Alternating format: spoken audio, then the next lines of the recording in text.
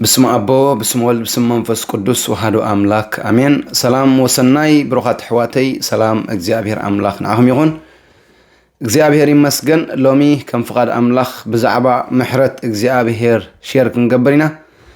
كوانجيل يوهنس معرف شمونت خنا نبينا وانجيل يوهنس معرف شمونت كاب حدا يقصاب عسر تحدا أبزموت استرخبت سبيتي ኢየሱስ ናብ ደብረ ዘይት ኸደ ምድሪ ምስ ወጋሐ ኸኣ አንጊሁ ከም በሓድሽ ናብ ቤት መቕደስ መፀ ብዘሎ ህዝቡ እውን ናብኡ ተኣከበ ተቐሚጡ ድማ ይምህሮም ነበረ መምህራን ሕግን ፈሪሳውያንን ድማ ክድዝሙ ዝተታሕዘት ሰበይቲ ናብኡ ኣምፂኦም ኣብ ማእከል ደው ኣበልዋ መምህር እዛ ሰበይቲ እዚኣ ክትዝሞ ኸላ ተታሒዛ ከምዚኣ ንዝበለት ከዓ ብዳርባ እምኒ ክትመውት ሙሴ ብሕጊ ኣዚዙና ኣሎ ንስኻኸ ብዛዕባ እንታይ ትብል በልዎ እዚ መኽሰስ ምእንቲ ክረኽብሉ ክፍትንዎ ኢሎም ዝተዛረብዎ ነበረ ኢየሱስ ድማ ደኒኑ በጻብዑ ኣብ ምድሪ ክጽሕፍ ጀመረ ደጋጊሞም ምስ ሓተትዎ ከዓ ቅንዕ ኢሉ ካባኻትኩም እቲ ሓጢኣት ዘይብሉ ቅድም እምኒ ደርብየላ በሎም ከም ብሓድሽ ከዓ ደኒኑ ኣብ ምድሪ ይጸሓፈ ንሳቶም ግና እዚ ምስ ሰምዑ بحلناهم ترتعو كاب عبيتي جميرهم كساعتهم دحروت كلهم ببحاده وصو يسوس مستعم أكل دوي لازنا برد سبيتي بينو ترفه كان عيلو خا عاد سبيتي اتهم كساستخد أبي اللو زفردك كدو يلبون بلا نساخا حدا كوا قويتاي بلتو يسوس دما أناون أي فردكني كيدمو دقيم أي تبدلي بلا يبلنا قال እግዚአብሔር አምላኽና ስለ ቃሉ ዝተመስገነ ይኹን ሎምን በዓል ብፍሉይ ሕዋተይ ብዛዕባ ምሕረት እግዚአብሔር ኢና ክንዛረብ ሓፃር መልእኽቲ እያ ግና ኸ ሕዋተይ ኩሉ ግዜ ነፍስና ኣብ ሓደ ቦታ ክንእትዋ ኣብ ቃል ኣምላኽ ፅቡቕ እዩ እስከ ሎሚ ሕዋተይ ካብዚ ዘንበብናዮ ነፍስና ኣበይ ምእተና እያ ሕዋተይ ነፍስና ኣብቲ ኣብ ዝሙት ተረኽበት ሰበይቲ ሮ ምእተና እያ ማለት ኩل ዓለም ተስፋ ዝኸለአተና ህይወትና ብሓጢያት ዝተበላሸወ ዶ ኮይኑሎ ወላሲ ከምቶም ፈሪሳውያንን መምህራን ሕግን ነታ ብሓጢያት ዝተረኽበት ሰበይቲ ከቃልዑ ነታ ሓጢያት ዝተረኽበት ሰበይቲ ክቆትሉ ዝኸሱ ዘለዉ ከምኡ ከዓ ኢየሱስ ክርስቶስ ዝፍትንዎ ዘለዉ ኣበይ ምተረኸብና ምናልባት ኣብኦም ደለና እንድሕር ኮይንና ከመይ ክምስሎም ንኽእል ሎሚ ንሓጢያት ኣሕዋትና ነቃልዕ እንድሕር ኮይንና يحواتنا بزود قوة مودا أكندنا دقفهم أكندنا تصليلهم أكندنا بحرة أملاخ نمصهم مالشهم تسفاق قرصو سبات كله فلتهم حتياتهم أزكو أزقبرين دابلنا نقال عند حركينا حواتي نحمن د حركينا بناي ودكات حواتنا نزارب د حركينا كساستي حواتهم هنا كم فريساويان مالتي كساس حوات كا ديابلوس بعلي ولا سي كم مدحنا يسوع كريستوس بمحرت نقولهم بمحرت زقبال مغنياتنا اي كريستوس ندحر كينا خم كريستوس كنكونا لنا اب قدما يوحنس معراف كلته فقد شدشته حدكا املاح نبر الله زبل ندحر الله سي نسو خمت يسوع كريستوس زنبرو خنبر يقبو يبلنا እግዚአብሔር ይመስገን ጸዋዕታና ካንሱ مغنيات املاح كل خدحن سلازدلي نحنا ون حاونا ودق نرئ خلنا خنصليالو حاونا ودق نرئ خلنا خنقرمو اكوادا أب هزكيل سلستسي حوها مسبدل ويك حدث مستقاقست تزي أريم كايا دومو خباخا خدوليا يبلو تأريم كايا قنا بعليو يبلو سلازي إذا حدث أو عتناي مالتي تي بحرنا نسيق خوون زلو حدث أبدل كركب كله أكندنو فردو أكندنا قالعو أكندي هو بدخامن ندخل سب كفلطان نقبر نقرمون حونا نعم حرت أملاح كما تصليالو ندقفو أجوها እግዚአብሔር محارين بلو مالتي اسوي خاص اوعتنا حدا كريستيان صعب كريستوس كم كريستوس بقبات استغبى بميرون استغبى እግዚአብሔር ይመስገን كبرنا املاح بفلو يغنا حواتي ابز ملختي انريو محرت ناي املاح እግዚአብሔር ይመስገን محرت ناي እግዚአብሔር محرت املاحنا عبي حواتي تزغرم سي نزيوم فريساويانن ممران حقن سي نسوم مخسس كرخبولي لهم يوم نتا سبيت حزما مصيوم امبر قدم بعلم قتلوا نيرهم ግናኸ መኽሰሲ ምን ትኽረኽብሉ ክፍትንዎ አንጻር ሕግዶ ይኸይድ ሰብዚ አንጻር እቲ ሙሴ ዝመሃረና ዶ ይኸይድ ሰብዚ ኢሎም ኢየሱስ ክርስቶስ ማለት ናይ መድኃኒያስ ክርስቶስ መልስ ግን ኣሕዋተይ ዘገርም እወ ቀተልዋ አይበሎም ተቀተልዋ እውን አይበሎምን እንታይ ደኣ ከባኻትኩም ኃጢአት ዘይብሉ ቅድም እምኒ ደርብየላ ኢልዎም ከባኻትኩም በደል ዘይብሉ ካብቲ ሕግ ዘይጎደለ እንድሕራሎ ሲ ንሱ ቅድም እምኒ ደርብየላ ኢልዎም መን ይመሕዋተይ ካብቲ ሕግ ዘይጎደለ ኢሳያስ ክዛረብ እንከሎ ሲ ጽድቅና ከም መርገም ጨርቅ ኾነ ቅድሚያኻ ይብሎ መን ይመኻብቲ ሕግ ዘይጎደለ አብሮሜ 3:23 ኩላቶም ሓጢኦም ካብ ክብረ አምላኽ ከአወዲቆም ይብል መን ይመ ዘይጎደለ ካብቲ ሕጊ ግና ጎይታና ኢየሱስ ክርስቶስ እምበኣር ኣብ ኩሉ ሕግ ከም ዘይፍጽሞ ፈሊጡ ክፍጽሞ ከዓ ዝኽእል ከም ዘየለ ፈሊጡ ምክንያቱ ሕግ ብምልአት ዝፈጸመ ኢየሱስ ክርስቶስ እዩ ንሱ ፈጺሙ ተድሓነና እግዚአብሔር ይመስገን ከባኻትኩም ኃጢአት ዘይብሉ ቅድም እምኒ ደርብየላ እንታይ ማለት ይሕዋተይ እንድሕሪልና ንዓኹምን ጸይርኩም ዘሎሲ ምሕረት አምላኽ ይምበር ንስኻትኩምን ሓጣን ይኹም እወ ብርግጽ መምሃራን እዮም እወ ብርግጽ ፍሉይ ዓይነት ክዳን ዝኽደኑ ኣብ ቤተ እግዚአብሔር ዘገልግሉ ሰባት እዮም ግና ንዓኹምን ጸይርኩም ዘሎሲ ምሕረት ይብሎም ኣሎ እግዚአብሔር ይመስገን ንዓኹምን ምሕረት የድልየኩም ይሕጂ ኣብ ቤተ እግዚአብሔር ተመላለሱ ዘለኹም ኣብ ቤተ እግዚአብሔር ተገልግሉ ዘለኹም ጻዕዳ ክዳን ጌርኩም መምሃራን ተባሂልኩም ሲ ምሕረት ይጸይርኩም ዘሎ እምበር ንስኹም እንድሕር በትሕግልክ ተመዚንኩም ንስኹም ሓጣን ይኹም ይብሎም ኣሎ ማለት እግዚአብሔር ይመስገን ረዮ ሕዋተይና መድኃኒያ ኢየሱስ ክርስቶስ ምሕረት ነዞም ክኸስዎ ዝመጹ ስለምንታይ ክትከስኑ መጽኹም ስለምንታይ ከም ዝገብሩለኹም ኣይኮነን ምስኦም ኣይኮነን ምዝራቡ እንታይ ዳ ምሕረቱ ዝገልጸሎም ዘሎ ሕዋተይ ክብሪ ንስሙ ይኹን ከምዚ መሐራ አምላኽ ኢና ነመልኽ ምሕረቱ ንሶምን ክንስሑ ንሶምን ካብቲ ምፍታን ካብቲ ንሰባት ሓኒካ መምጻእ ወይ ንሶምን በዓሎም በምሕረት ክነብሩ ኣብ ምሕረት አምላኽ ክነብሩ ምሕረት አምላኽ ከም ዘድልዮም ፈሊጡ ኣብ ምሕረቱ ይዕድሞም ኣሎ ብሓጢአቶም ይረትዖም ኣሎ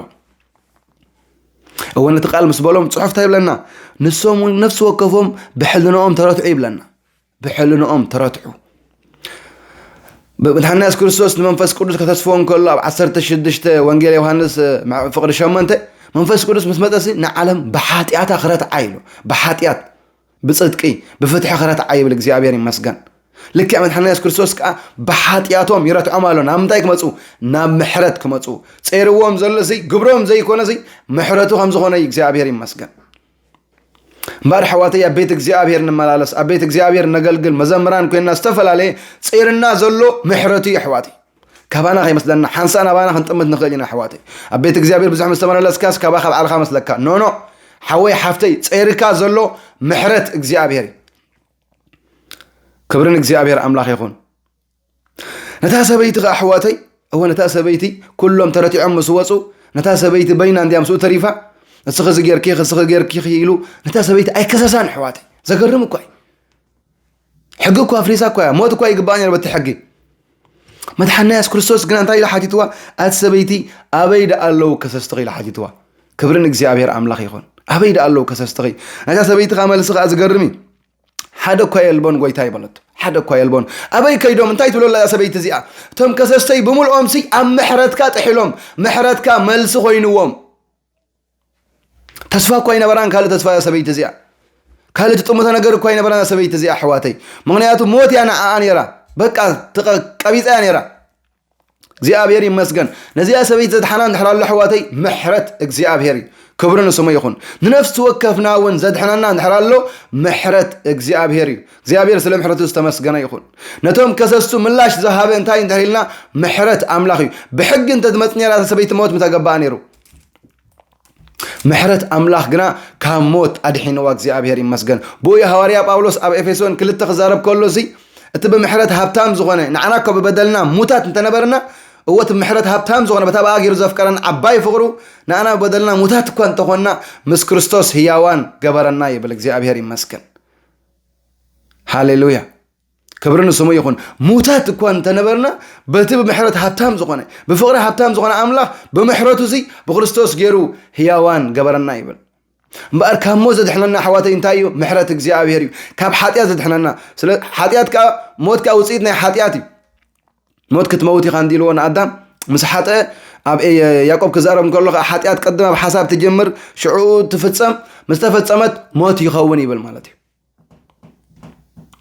بأركاب زموزة حنا نطيح حواتي محرت إجزاء بهري كبرنا أملاخ يكون سلازل لو من نفس وكفنا محرت إجزاء بهري وجلنا له حوي حفتي حدا جزي حواتي رأسنا نخوننا بعلنا بقى تحاتياتنا تخبدنا تناتنا قبري رأينا ما أنا محرت أملاخ يقبأنني بيت أملاخ كأتو يقبأنني أنا شو إجزاء بهري سواء يقبأنني نبل نو حوي حفتي محرته يعبر إسخاء أيتخون إذا سبيت زي أكواد كل سب زفلتو حاتيات ينيروا كل سب زفلتو حاتيات كل سب زفلتو حاتيات كودا أب حزب قريبا زلا نموت تناغير الله زلو سبيا እግዚአብሔር ግና አነውን አይፈርደክኝ ደጊም ክዲ አይተበደል ይሉ አመት ሐና ኢየሱስ ክርስቶስ ክብሩን ስሙ ይሁን አነውን አይፈርደክኝ ስለዚህ ኢየሱስ ዘይፈርደካ ስለምንታይ ርስኻ ትኹንና አለኻ ሐወይ እሱ ቆላና አምላኽ ባህ ያብሎኒ ምክንያቱ እሱ ንሓጣን ከጽድቅ ስለዝመጸ ንሓጣን ናብ ንስሓ ክጽውዕ ስለዝመጸ እግዚአብሔር ይመስገን አምላኽና መሐሪው ሐወይ ሓፍተይ አምላኽና መሐሪው ስለዚህ ናብ ምሕረቱ መጻ حنت خباخاز دليل أنت الله وأنت قويت أنا حاطية محرن مبالي እግዚአብሔር ይመስገን አይፈርደካን ያሐወይ ምናልባት ሰባት ፈርደም ካኮን ሆሊም ወላትም ቤት እግዚአብሔር ዝነበሩ ሰባት ወላትም አገልገልቱ ዝባሃሉ ሰባት ሕሊፎም ሂቦም ካኮን ሆሊም ከምዝና ፈሪሳውያን ምሕረት አምላኽ ግና ኩሎም ከሰስተኻ ዝኸውን መልስለው ሐወይ ሓፍተይ ኣብ ሓጢአት ክትነብር ዘይኮነ ክትልወጥ ማንቲ እግዚአብሔር ይመስገን ታይ ዝብላ ድሕሽዑ ኪዲ ተጊም አይተበድል ይብላ እግዚአብሔር ይመስገን አና ይፈርደክኒ ኪ ተጊም አይተበድል ኣብ ሓጢአት ቀጽል ይኮነ እንድብላ ደሉ አይተበድል ግና ኸ ካብዝ በደል ዘውፃ እንታዩ ምሕረቱ ክብርን ስሙ ይኹን በሓጢአትኩም እኮ ከም ደም እንደቀይሕኩም ሲ ከም በረት ከጻዕድወኩም ይብል ስለዚህ ሐወይ ሓፍተይ ርእስኻ አይተኾንን ኣብ ምሕረት አምላኽ ምጻ ኣብ ምሕረት እግዚአብሔር ምጻ ምሕረት አምላኽ ተቀበል ሽዑኻ ንአምላኽ ተመስግኖ ሽዑኻ በአምላኽ ተመካሕ ብግብርኻ ዘይኮነ በአምላኽ ኣብ ቀዳማይ ቆሮንቶስ 1:1 ሲ هو እግዚአብሔር ዝምካሕ ዘበለ ሁሉ በሰብ ደይኮነ በናቱ ግብር ዘይኮነ በእግዚአብሔር ከመካሕ ይሉ ይብል እግዚአብሔር ይመስገን ምሕረት እግዚአብሔር መስተቀበልካ በአኻይ ተመካሐኒ ምክንያቱ ሓጠ መዃንካ ስለትፈልጥ በቃ ክብርን ስሙ ይኹን በምሕረቱ ኣብዚ ዘለኹ በምሕረቱ ዝመላለስ ዘለኹ ምሕረቱ ሓፍ ዘበለኒ ካብ ከሰስተይ ዘውፃን ምሕረቱ ትብል እግዚአብሔር ይመስገን ስለዚህ ሓወይ ሓፍተይ ሎሞን ኣብ ምሕረት አምላኽ ይዕድመካ ኣለኹ በዚ ቃል እግዚአብሔር ኢየሱስ ክርስቶስ በዚ ቃል ገይሩ ሎሞን ወደይ ጓለይ አይፈርደክኒ ደጊም አይተበድል ንዓግና ናብ ምሕረት መጻ ምሕረት አይተቀበል ርእስኻ አይተኾንን ይብለና ኣሎ እግዚአብሔር ይመስገን በዚያውን ቤተክርስቲያን ሕዋተይ ምስጢረ ንዛዘት ሰርዓልና ምስጢረ ንስሓ እዚ ምስጢረ ንስሓ ክንደይ ግዜ ተመላሊስካዮ ዝብል ጽሑፍ የለን ምክንያቱ ምሕረት አምላኽ ቀላይ ሕዋተይ እኳ ቀላይ ደረት ኣሎ ደረት ዘይብሉ ምሕረት እግዚአብሔር ክብርን ስሙ ይኹን حوي حفتي حجون بخريستوس يسوع يعدمك أبز محرت زخت ماتس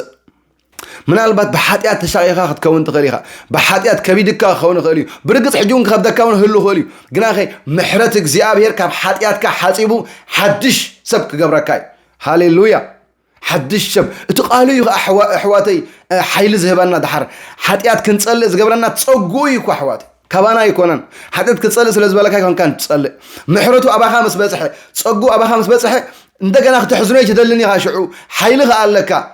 ክንው ሓጢአት ዘኸይድ ማለት እዩ ምሕረት እግዚአብሔር ጸጋ እግዚአብሔር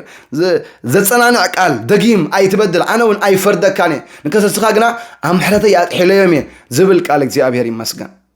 እግዚአብሔር አምላኽና ስለ ምሕረቱ ዝተመስገነ ይኹን ስለዚህ ሓወይ ሓፍተይ ኣብ ምሕረት እግዚአብሔር ተስፋ አይትቁረጽ ዝገበርካ ሓጢአት ግበር ትዝኸፍ ሓጢአት ውን ግበር እወ ኣብ ምሕረት እግዚአብሔር ተስፋ አይትቁረጽ አምላኽ መሐሪ ንዓኻ ከመሕረካ ኩሉ ግዜ ድልው እግዚአብሔር አምላኽ ንኻሎት ከአይ ትፍረድ ከምዚኦም ፈሪሳውያን ምክንያቱ ንኻሎት ትፈርድ ኮይንካ ብኡኽ ትፍረድ ኢኻ ንስኻ በቲ ዝፈረድ ካሉ ፍርዲ ክትፍረድ ኢኻ ንኻሎት አይ ትፍረድ ንኻሎት ኣብ ገበን ተሪኻዮም ጸልየሎም ኣርሞም ሰሓቦም ናብ ክርስቶስ አምላኽ ኩሉ ሰብ ክድሕን ስለ ዝደሊ እግዚአብሔር ይመስገን ክብርና አምላኽ ይኹን እዛ መልእኽቲ እዚኣ ናብ ኩሉ ክትበፅሕ ምእንቲ ኣሕዋተይ ሼር ንበላ አምላኽ ባረኽኩም ሰላም መዓልቲ